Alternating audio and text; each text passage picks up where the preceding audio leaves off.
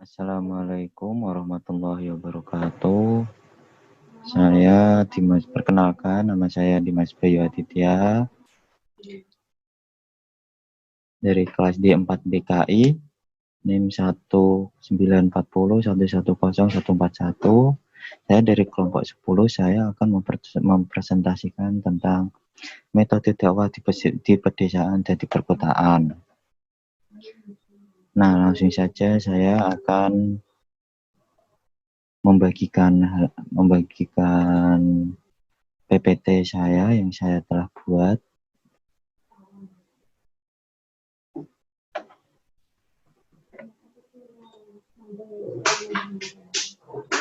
Nah,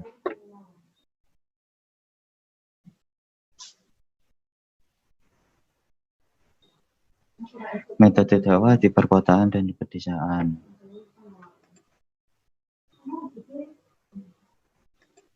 Nah,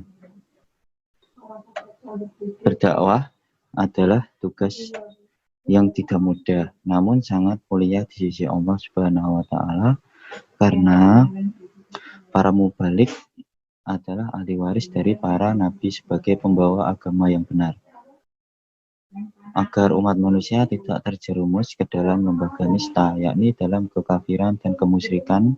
Di samping itu, dakwah juga dapat dimaknai sebagai usaha dan aktivitas orang beriman dalam mewujudkan ajaran Islam dengan menggunakan sistem dan cara-cara tertentu ke dalam kenyataan hidup.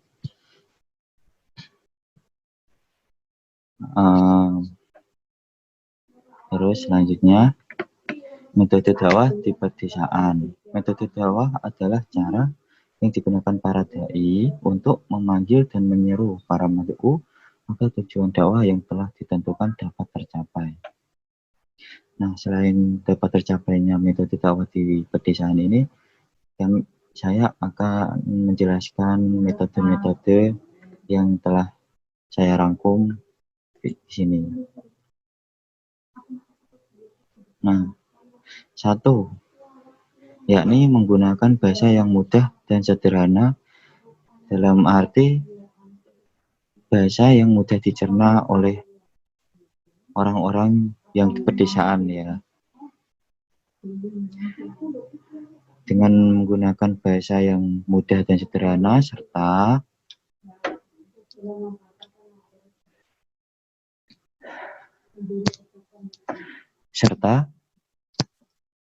kultur yang disesuaikan dengan masyarakat pedesaan. Berbicara dengan seseorang sebaiknya disesuaikan dengan budaya dan kultur yang mengitarinya. Demikian halnya dengan dakwah. Ketika mengkomunikasikan ajaran Islam, sebaiknya materi yang disampaikan disesuaikan dengan tingkat intelektual mad'u setempat.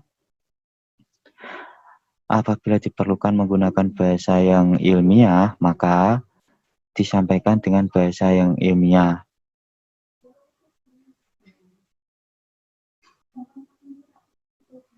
Apabila yang dibutuhkan hanya dapat dipahami dengan bahasa yang sederhana, maka cara penyampaiannya juga pun sederhana. Jadi mudah dicerna oleh masyarakat. Tidak perlu yang sulit-sulit. Akan sangat bagus apabila dai ketika menyampaikan dakwahnya menggunakan bahasa setempat, terlebih yang ditempati masyarakat yang kita dakwahi itu. Karena emang mudah dicerna dan mudah dipahami oleh masyarakat setempat. Nah, yang kedua, kerjasama dengan tokoh panutannya. Sebelum dai berdakwah di pedesaan, ia harus kenal dengan para tokoh panutan di lokasi tersebut atau lokasi yang akan didakwai.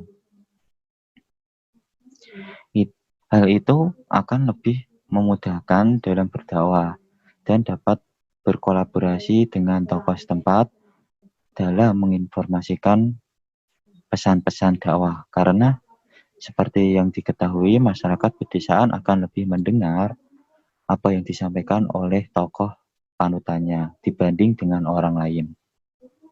Nah, di sini diperlukan kerjasama antara dai dan tokoh setempat. Ya. Selanjutnya yang ketiga, metode dakwah di pedesaan yang ketiga yaitu menggunakan bahasa lisan yang komunikatif. Hampir sama dengan yang pertama, yaitu menggunakan bahasa yang sederhana, tapi penekanannya yang berbeda. Artinya penggunaan bahasa yang komunikatif, hendaknya para dai tidak monoton dalam menyampaikan pesan dakwahnya. Komunikasi yang dijalin tidak searah saja, tetapi sebaliknya komunikasi yang dilakukan harus ada timbal baliknya, ada tanya jawab maupun diskusi yang dikembangkan setelah penyampaian dakwahnya.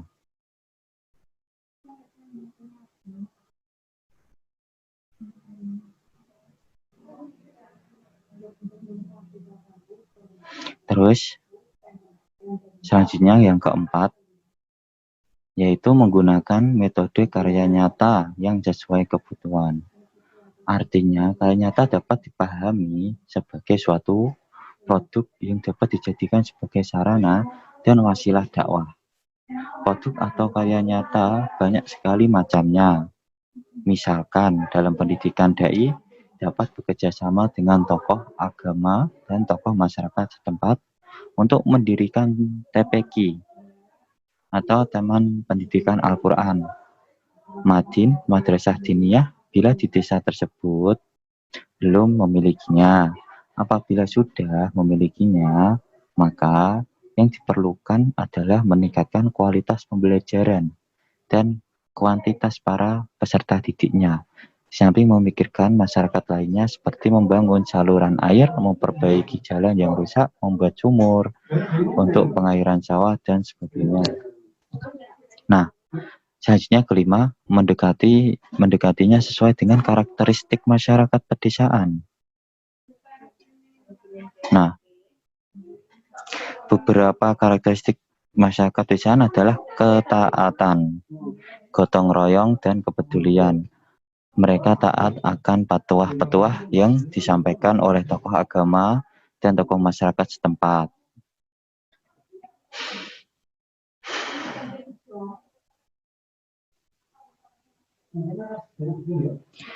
Nah, semisal ada satu keluarga yang sedang membangun rumah, mereka secara sukarela bergotong royong membantunya.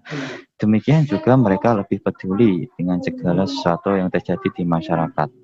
Nah, karakteristik ini dapat dijadikan dan disisipkan dengan pesan-pesan dakwah sebelum memulai kegiatan semisal gotong royong tadi. Nah, sebelum kita lanjut, mohon maaf jika ada keramaian karena saat ini saya lagi di rumah sakit yang mengharuskan memakai masker juga. Jadi mohon maaf sebelumnya kepada teman-teman agar memakluminya karena ini sudah sesuai prosedur rumah sakit, jadi mohon maaf harus memakai masker dan agak ramai juga ya teman-teman. Nah, selanjutnya yang keenam itu mencarikan solusi dari problem yang muncul di masyarakat pedesaan tersebut. Nah, biasanya masyarakat pedesaan identik dengan masalah kemiskinan atau yang mohon maaf ya ekonomi atau materialistis ya. Walaupun sebenarnya masalah kemiskinan bukan terjadi hanya di pedesaan. Di perkotaan juga banyak masalah kemiskinan ya. Hanya saja kemiskinan banyak menimpa orang-orang yang berada di desa karena disebabkan banyak faktor. Kemiskinan hanya salah satu problem yang dihadapi oleh masyarakat pedesaan. Selain kemiskinan, masih ada problem yang muncul dan terjadi di masyarakat, semisal masalah pendidikan, akses informasi, infrastruktur, dan yang belum memadai dan sebagainya. Kemiskinan dan problem yang ada harus dicarikan solusinya. Seperti dai, ormas keagamaan, para tokoh agama dan tokoh masyarakat, serta pemerintah desa memiliki peran yang sentral untuk mencarikan solusi dan dihadapi oleh mereka atau masyarakat ya. Nah, itu adalah metode yang bisa digunakan untuk dakwah di pedesaan. Nah, selanjutnya yaitu metode dakwah di perkotaan. Masyarakat perkotaan adalah masyarakat yang telah maju dalam berbagai bidang atau segala bidang, sehingga perlu ada filtrasi atau penyaringan pola hidup yang cenderung individualisme dan materialisme. Sehingga perlu ada langkah-langkah konkret dakwah yang harus dilakukan dalam menghadapi serbuan pola hidup individualisme dan materialisme yang dibangun dari kacamata keislaman. Langkah-langkah tersebut dapat dirumuskan sebagai berikut. Ya. Lanjut. Nah, satu. Nih ya teman-teman, melakukan dakwah dengan pendekatan persuasif dan inovasif. Pendekatan persuasif dimaksudkan sebagai upaya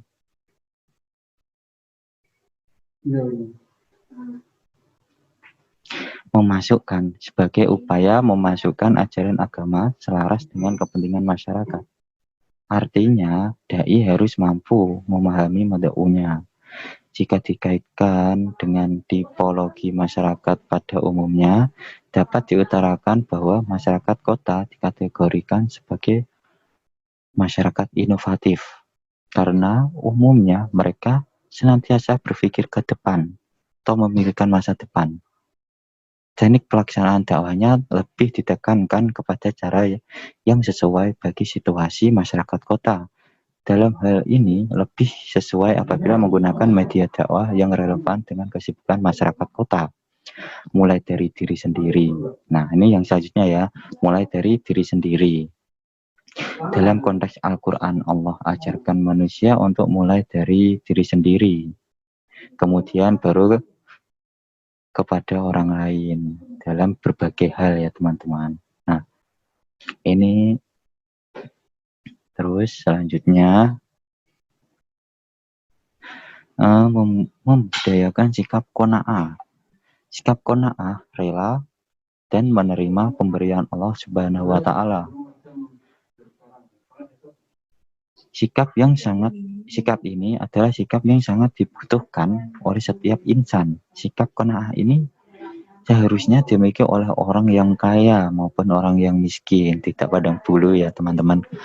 Tidak iri melihat apa yang ada di tangan orang lain. Tidak tamak terhadap apa yang dimiliki manusia, serta tidak rakus mencari harta benda dengan menghalalkan semua cara atas segala cara. Nah, itu tidak boleh ya teman-teman. Sehingga dengan semua itu akan melahirkan rasa puas dengan apa yang sekedar dibutuhkan. Sikap qanaah inilah yang telah diajarkan oleh Rasulullah SAW. Ketika awal-awal Islam disebarkan di Mekah dan Madinah. Qanaah adalah sikap yang paling terpuji yang harus dibiasakan. Walaupun terkadang sangat berat untuk dilakukan, namun bagi siapa saja yang berusaha dan berlatih secara terus-menerus, maka akan dapat syafaat dari Allah Subhanahu wa taala, dapat pahala yang berlimpah. Terus yang selanjutnya melakukan dakwah moderat dan kontekstual. Seiring dengan perkembangan zaman, ilmu pengetahuan dan teknologi yang banyak mempengaruhi persepsi dan kebutuhan manusia. Dakwah Islam harus melakukan evaluasi diri dan penyusunan strategi agar tetap aktual dan kontekstual yang bisa dijadikan sebuah alternatif solusi terhadap berbagai problem serta tantangan kehidupan yang semakin bertumpuk. Dalam meletakkan tantangan kehidupan yang semakin bertumpuk, nah nih, prioritas solusi alternatif itu yang harus dilakukan. Harus mengacu pada struktur bangunan dakwah yang bagus berdasarkan analisis dan kemampuan untuk melakukan terapi yang tepat. Di samping itu, para mubalik juga harus senantiasa memperbarui isi dan penampilan dakwahnya. Dan jalan yang bisa dilakukan adalah dengan iqra, banyak membaca. Nah, itu banyak membaca. Selanjutnya, pengendalian diri. Pengendalian diri ini berbagai tindakan yang menyimpang dalam kehidupan dunia.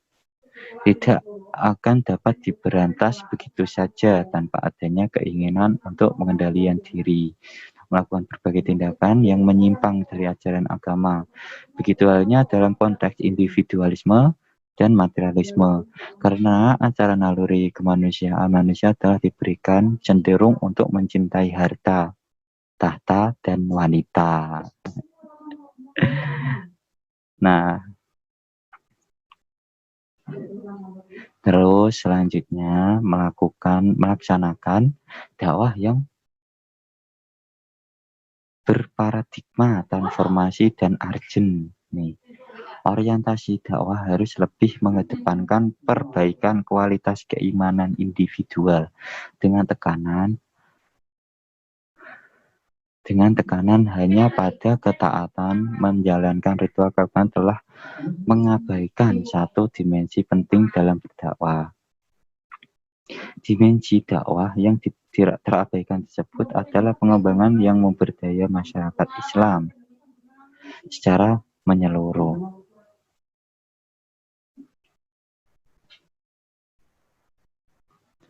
Keterbelakangan, ketertinggalan, dan keterpinggiran umat Islam dari peraturan peradaban global dewasa ini adalah beberapa realitas yang kurang tersentuh dalam materi dakwah. Dalam pengertian bukan dakwah yang materi pembicaraan, hanya sekedar penentu, menggerutu, mengumpat, dan menyalahkan umat atau orang lain yang menjadikan Islam mundur. Tetapi dakwah dimaknai secara lebih luas dengan tekanan pada perbaikan kualitas sosial, pendidikan, dan ekonomi masyarakat. Islam sendiri disebut sebagai agama pembebas seperti yang telah dilakukan oleh Nabi dan generasi awal Islam dalam merealisasikan dakwah dalam pengertian seperti ini, yakni dakwah yang mampu mentransformasikan nilai-nilai Islam untuk kemaslahatan umat manusia secara lebih luas. Nah, bagian akhir.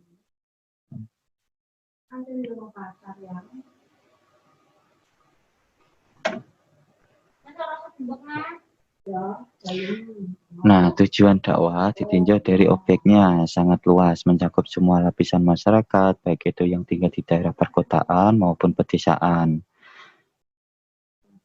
Masyarakat yang berdomisili di perkotaan maupun pedesaan memiliki adat istiadat dan karakteristik yang berbeda.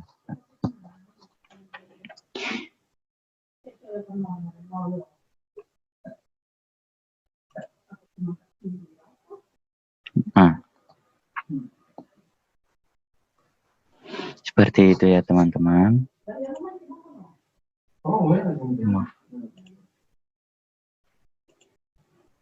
Nah, seperti itu ya teman-teman dari penjelasan saya atau presentasi saya kali ini. Mohon maaf sekali lagi, saya tidak bisa menjelaskan banyak-banyak karena ini memang lagi urgent juga. Dan terima kasih sudah mendengarkan sampai selesai.